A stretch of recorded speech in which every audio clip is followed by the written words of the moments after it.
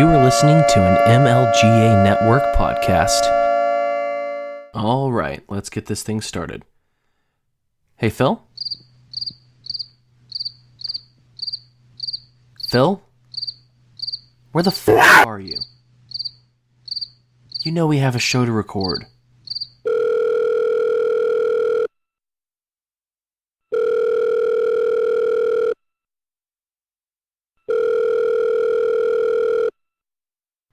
You have reached the voicemail of Philip Allison Padilla. I knew it. Currently, I am in the mountains doing man stuff. If you'd like to reach me, please don't. I don't want to hear from you. I'll just send him a text. No, not even a text. He can't tell me what to do. I am telling you what to do. Don't call me, don't text me, don't email me. Just leave me alone. He doesn't mean me. We have a show to do. And if this is Cam, this especially applies to you. I don't want to think about politics or murder or anything like that for a few days. Just leave me alone. Give me some time to rest and relax. All right, Chewbacca? Is that fair enough? Oh, and you too, Ryan Brigette. You don't deserve to bother me on my wilderness retreat. Well, shit. I guess I'm doing this thing by myself.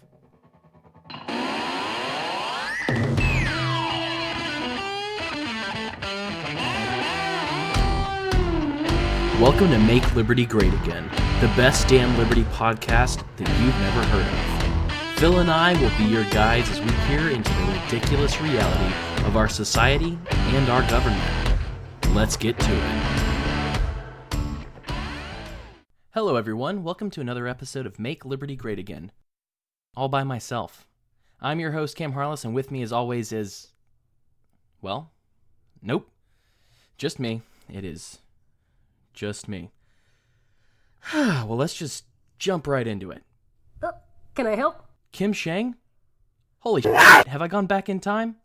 Is this OG Make Liberty Great Again? Nope. I just heard that Phil was off gallivanting with his genitals out and thought you might need some help. You know, I always knew you'd come back to me. Nah, shut up. I'm just here to pick up the chicks. I probably should tell you now that there are no women that listen to this show. They do now. Hello, ladies. So are you here for the whole episode? Nah, I've allotted enough time for a single story. Well, all right. I mean, that's better than doing this whole thing alone. What have you got for me? Well, Nevada looks like it is about to become the 15th state that's going to tell the Electoral College to screw off and utilize a popular vote instead. Wait, when you say the popular vote, do you mean the popular vote in the state of Nevada or the federal popular vote? The whole nation. For instance, let's say that the 2020 election is between Honk the Clown and Pepe the Frog. If Nevada overwhelmingly votes for Pepe, but Honk wins in California and New York, all of those Electoral College votes will be given to Honk instead of Pepe. Holy crap. I mean, I've heard about states giving up the Electoral College, more or less, but I had no idea that their electoral votes would be counted towards whoever had the most popular votes around the country. Man, these political turds are shooting for a direct democracy. Yep. And I live in Nevada. This would mean that any vote that I make, if it doesn't agree with California, New York, Ohio, or whatever, will be thrown in the garbage. Especially so if I voted the Libertarian candidate. Wow. I mean, you've definitely paid more attention to this than I have. And all the Republicans voted against this measure, which is not a surprise because the Electoral College does tend to lean in the favor of Republicans because of the rural states that vote Republican, which renders the popular vote almost useless. Well, I mean, the popular vote should be useless. Why would I live in Georgia, why would I want California calling the shots for me when I don't want anyone at all ever calling the shots for me? This, of course, means the popular vote favors the Democrats.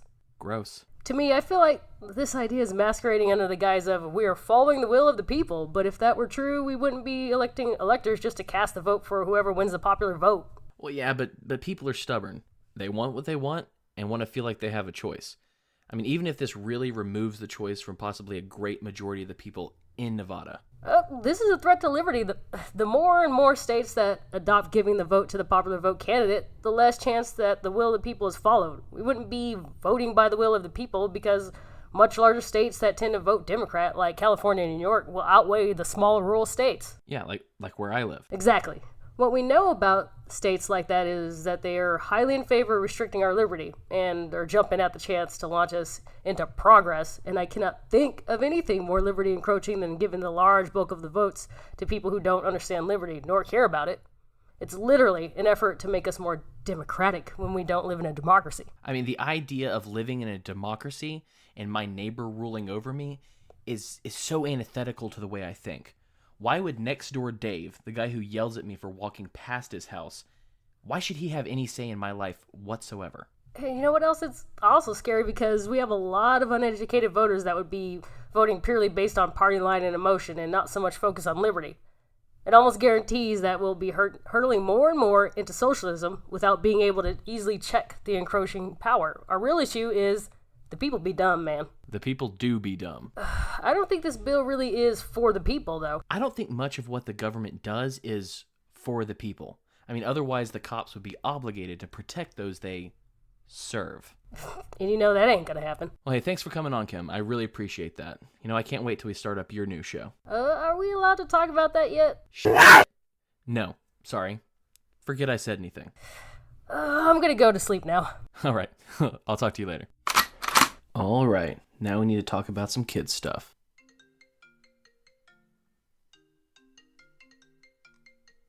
David is calling me?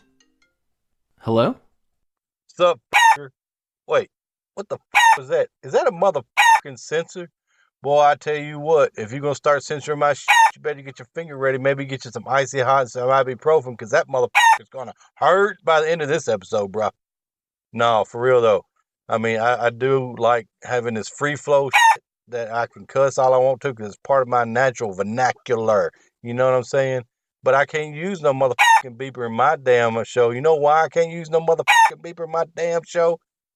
Because I don't have a motherfucking beeper. Because I do my show in my motherfucking car.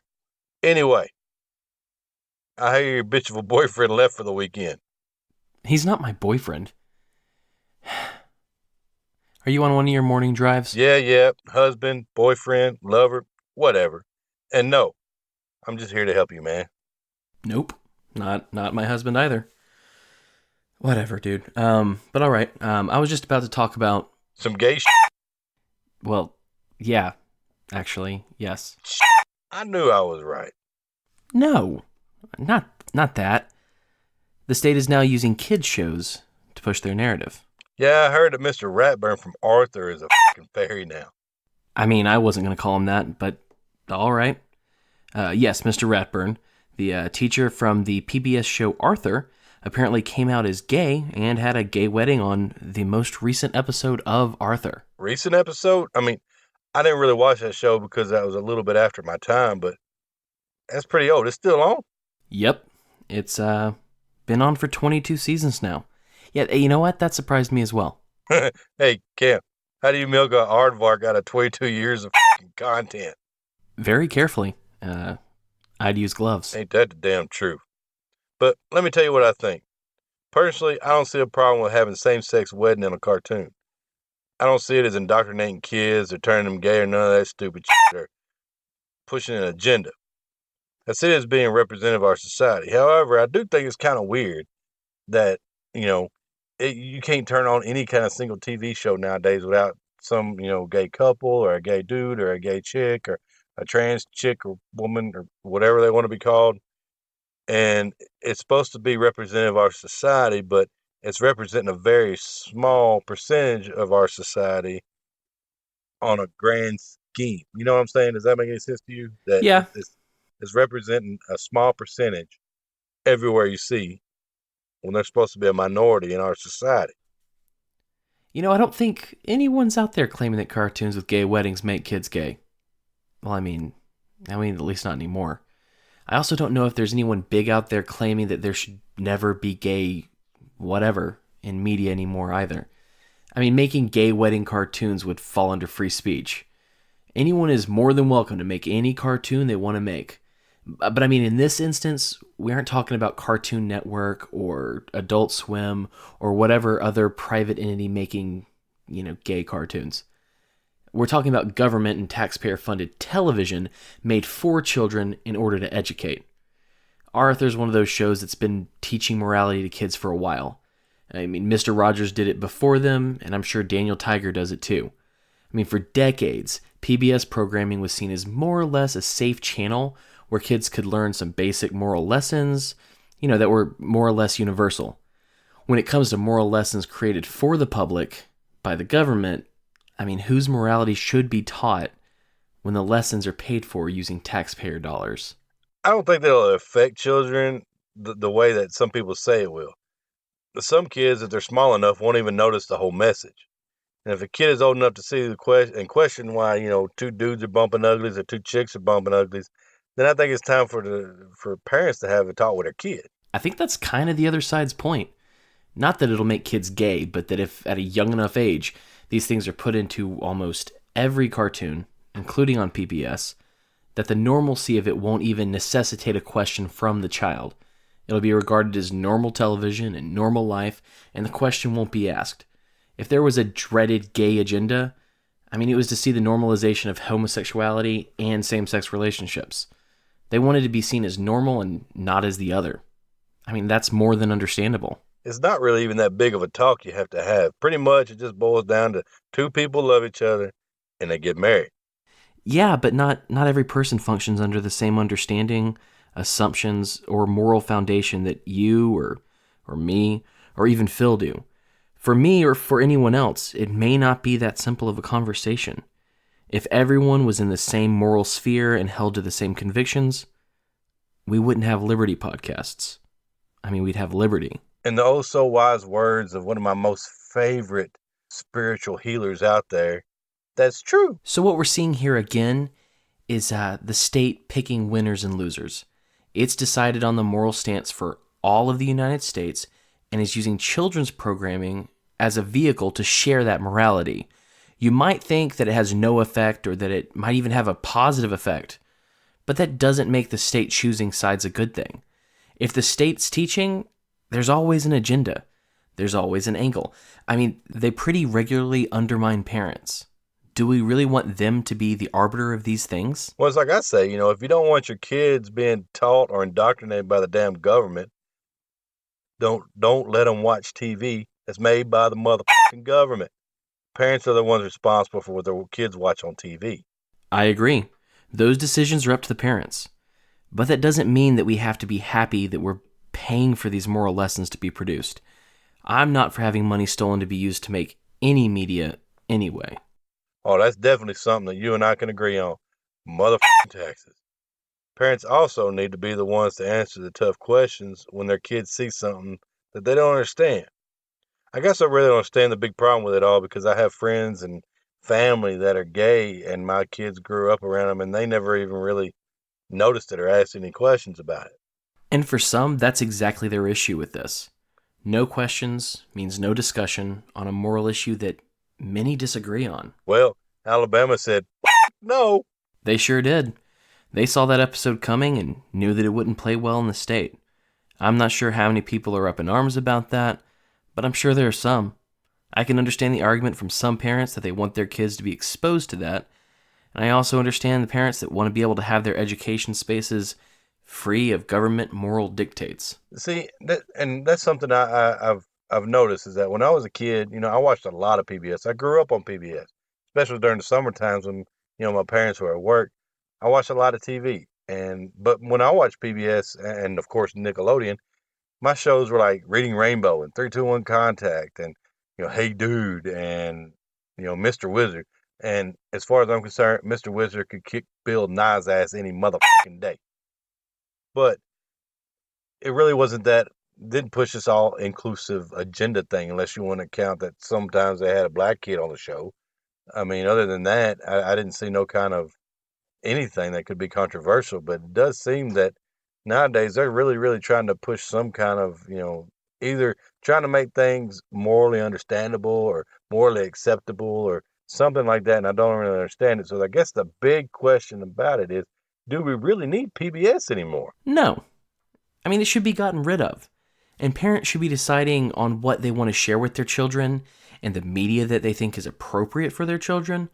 Choosing media based on morality is something that should be done on the family level, not the state level, and definitely not on the federal level. I guess acting like a parent is the answer to this question, I think.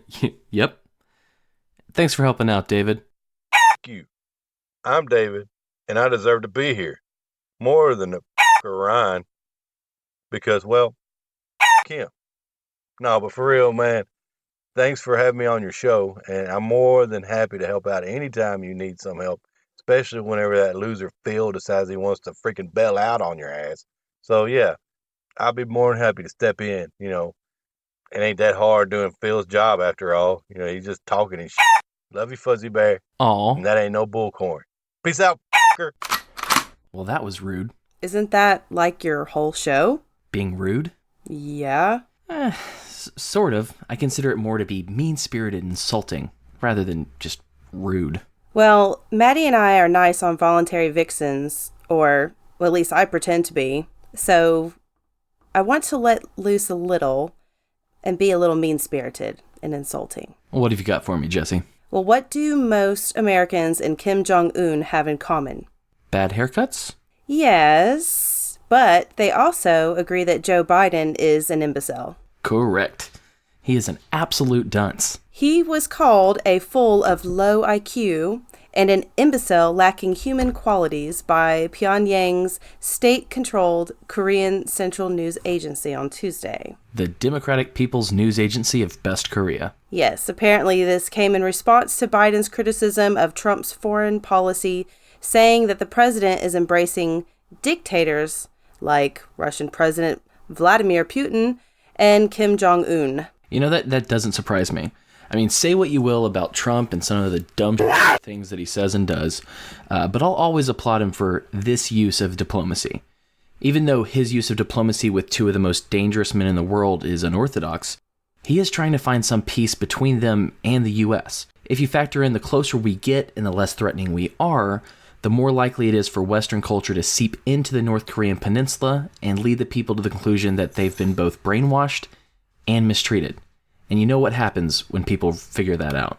Well, that, and there's just no way that Biden could ever grasp that. His whole thing is to go against Trump regardless of his stances. He's just trying to pick up stupid voters who haven't given Kim Jong-un a second thought. Yeah, I mean, like I said, when Trump is wrong or stupid, I'm more than willing to call him out on it and make a statement against what he's doing. But I mean, this blind anti-Trumpism that's pervading both the Democrats and the Republicans is just beyond tone deaf, and it betrays how little these people actually care about the people that have Kim Jong-un's boot on their throat. And also, just not to mention how stupid it is to roll out discourse with rulers of other nations just because you don't like the way they rule. If you ever plan on being a leader of a nation, like Biden does, it's in your best interest to keep that dialogue open. He kind of put his foot in his mouth already. You don't want to make foreign leaders already hate you before you even start your campaign for the presidency. I mean, that's diplomacy 101. Biden really is idiotic and creepy. To be fair, Biden put his foot in his mouth before he even decided to run. As my mom used to say, we should buy that man some peppermint socks. Side note, I think one of the dumbest things that a candidate can do is apologize. Hell, I can't even remember why, but Biden, Beto, and Pocahontas haven't even hit debates yet, and they've already apologized for something. I mean, I could be wrong, but if I was a betting man, I would put money on the winner of the Democratic nomination being the person who stood their ground and didn't apologize for stupid things. I think that the mass views apologies as a sign of weakness today. It wasn't always like that, because it used to be that admitting you were wrong was a sign of strength and that you had a willingness to learn. But I think that people pushing these leftist narratives, they know deep down that they are wrong and that their ideas suck. So if you apologize to them, they immediately lose respect for you. It's always a good idea just to stand up for the truth and for what is right. But those lines are getting blurred every day. But I think it's a good rule of thumb that you save your apologies for the people closest to you. You don't owe apologies to randoms on Facebook or Twitter. If they get offended, that's their fault. If anything, I would just say, I'm sorry that your feelings got hurt. I think that's probably part of the appeal to Donald Trump. He hardly apologizes for anything. In fact, I don't remember a time that he has apologized. One of my favorite moments from Trump was when Jim Acosta came into the room and he was asking these belittling questions to try to make Donald Trump look like a racist. He was like, oh, so, you do this. Is this because of racism? And Donald Trump was like, get out. Out. It's my favorite thing about him. It's just like, I'm not giving you the moral high ground. You're not someone that I can talk to. Leave. Yeah. I love that. I agree. Since you want to be mean-spirited and insulting, I think we can have some fun with this. I'm going to name a candidate or a famous person that's political, and you can use whatever descriptor you want. It's like word association. Here we go. Donald Trump. Megalomaniac. Elizabeth Warren. This is going to be a lot of words. She's like that one dumb friend that you have that just says really stupid stuff, but you don't want to hurt her feelings, so you just kind of pity smile and nod. How about Robert Francis O'Rourke? Beta. I mean, really. How about Kamala Harris? She reminds me of one of those Skeksis from the Dark Crystal. And if you're an 80s kid, you'll get that reference. Okay, how about Tulsi Gabbard? I actually like her. I would just say she probably just needs to spend a little bit more time studying economics. I don't disagree with that. How about Bernie Sanders? Goebbels' dumbest brother. How about our girl Alyssa Milano? The alcoholic mom who thinks guys still want to bang her. Also tacky. How about Hillary Rodham Clinton? Well, for her, there's really just only one concise word that I can call her, but my mom listens to my podcasts. So I'm just going to say that it starts with a C and it rhymes with blunt. Oh, a see you next Tuesday. Yeah. Yeah. All right. I think that'll actually do it for us. Thanks for showing up for me, Jesse. No problem. Tell your husband I said hi when he gets back. Well, this episode has been packed to the gills with awesome people. Well, I'm alone again, though, so I guess it's time for some me time. On May 21st, the United Nations Human Rights Office called on the U.S. authorities to ensure that women have access to safe abortions. I'd go more into it, but the UN is an organization that tries to steal freedom, liberty, and sovereignty from the U.S. in the name of a list of human rights that they have decided is exhaustive and perfect. The UN can fuck off. Moving on, I think we should talk about... Sperm. Oh, hey, Maddie. Wait, did you say... Sperm. You heard me. I said sperm. Come on, let's talk about some spooge. All right, but why? Well, maybe because we don't tend to talk nasty or dirty on voluntary vixens. I'd like Tom Woods' daughters to be able to listen to our show. Oh, that's nice. That's actually a pretty good rubric for deciding what is or isn't acceptable. I'll admit, I have this dream that one day one of his 10, okay, there's 5, daughters will be a vixen fan. But while I'm on your show, I still want to talk about this frozen man seed. Let's do that. Also, you should call your fans Vixies. Just throwing that out there. Noted. Anyway, this is a weird-ass story. No kidding. So, West Point cadet, Peter Zoo, he had a skiing accident back in March.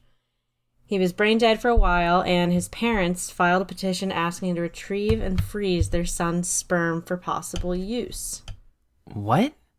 When I saw the headline of this article, I didn't know that his sperm wasn't pre-frozen already. They actually had to get it out of him. What the I know. Talk about a Me Too moment regarding the retrieval process, whatever that entailed. What? Are they going to use a cattle prod?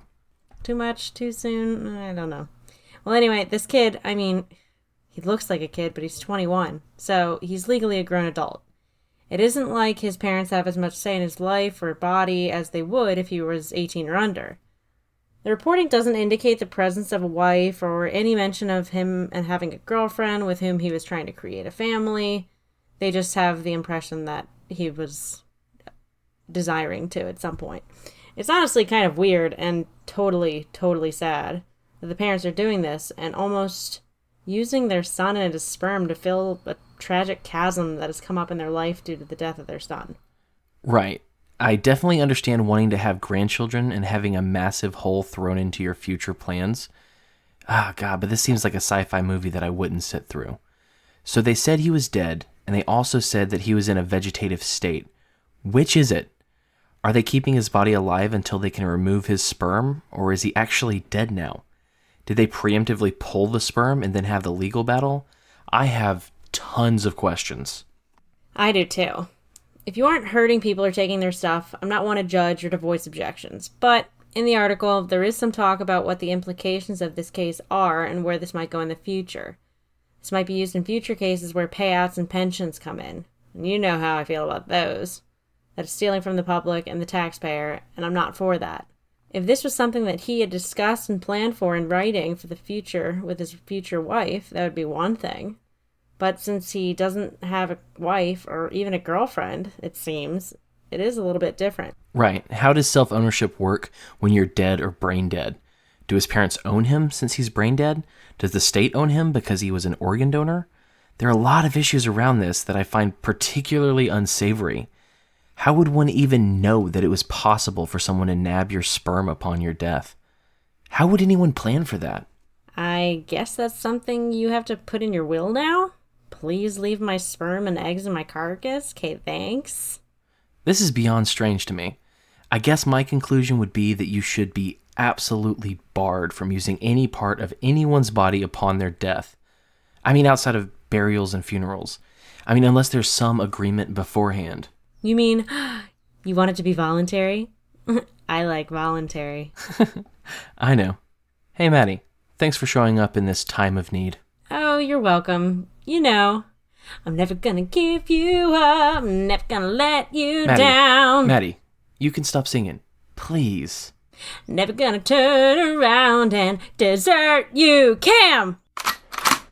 All right, folks. Thanks for joining us today. Hey, Cam. I'm ready to record this episode. Let's get started. Get started? Dude, I'm done. The episode's over. What the fluff do you mean? I mean, you're late.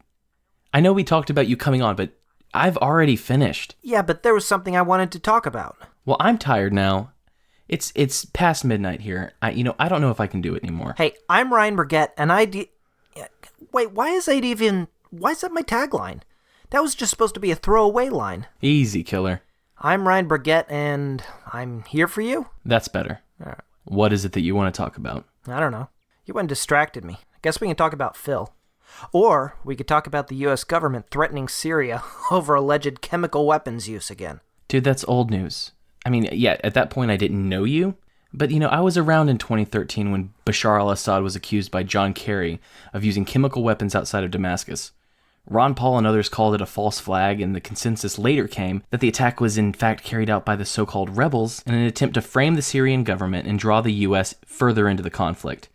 Thankfully, the U.S. didn't lead a full-scale invasion at that time. Well, of course, that is old news, but I'm talking about newer than that. So wait, are you talking about the allegations in 2017? Or from last year when the rebels were trapped in the city of Douma when the war in Syria was almost over, and then Assad allegedly, for no logical reason, decided to do a chlorine attack against them? Haha, right, yeah. And of course the only witnesses to that so-called attack were the White Helmets, a group working with the rebels. See, I agree with Putin on that one. It was staged. Assad had nothing to gain from doing that, and as Ron Paul pointed out the first time around, Assad isn't an idiot. Yet Trump still bombed Syria as punishment for that. Yeah, well, brilliant move there. But I'm talking about not a news story from 2013, not from 2018. This is from 4 days ago. The title reads, quote, U.S. warns Syria regime following allegations of chemical weapons use, end quote. So in this article, a U.S. State Department official is quoted as saying, quote, unfortunately, we continue to see signs that the Assad regime may be renewing its use of chemical weapons, including an alleged chlorine attack in the northwest Syria on the morning of May 19th. But we repeat our warning that if the Assad regime uses chemical weapons, the United States and our allies will respond quickly and appropriately, end quote. Do they really expect us to believe that again? I mean, the war in Syria is over. I mean, Trump even announced that the U.S. troops will all be leaving. So now Assad, having won, he just decides, hey, you know what I'm going to do? Chemically attack my own citizens. It makes no sense to me. Or, maybe the media and the U.S. government really do just think that we're that stupid that we would trust them as they cry wolf once again. There's proof that the Arabian invaders, you know, the so-called rebels who are not actually from Syria, but who are funded by the Saudis to invade Syria. Yeah, there's proof that they have used chemical weapons, and yet every time the U.S. has alleged that Assad has used them, it's turned out to have been staged by the rebels. I mean, it's all of that's political. I mean, the U.S. government just pulls this out every time they want an excuse to do something in Syria. Wait, you mean you actually think that the federal government would falsely accuse a country of using weapons of mass destruction in order to invade and or accomplish political goals there? Yeah, I must be crazy. That would never happen. Never. Also, the president would never make up a fake national emergency to sell arms to the Saudis right after this happens. No, sir. Is there anything else you want to say about that, or are we good? Are you happy with your segment, even though you were late? I'll survive. Have a good night. Well, thanks for coming on, Ryan. I mean, you were the last and certainly the least. All right, folks. Thank you for having a bit of fun with us and joining us on this adventure into the madness that is our world. You can follow us on Twitter, Facebook, Instagram, and Patreon at This Is MLGA. If you'd like to send us an email, you can reach us at thisismlga@gmail.com. Hit us up, subscribe, and make sure to rate us on iTunes. It helps us grow, and it guarantees that we make more episodes. Don't forget to check out the MLGA Network. We are a small and scrappy group of libertarians that share all of the best liberty podcasts on MLGAnetwork.com. Make sure to check that out. We'll have even more original shows coming your way very soon. I'd like to say a special thank you to Kim Sheng, David Derryberry of The Morning Drive with David, Jesse and Maddie from Voluntary Vixens, and Ryan Burgett of Techno Agrist fame. If it wasn't for the MLGA Network, this episode couldn't have happened. We're happy to be here, and we're happy you're with us. Stay sane.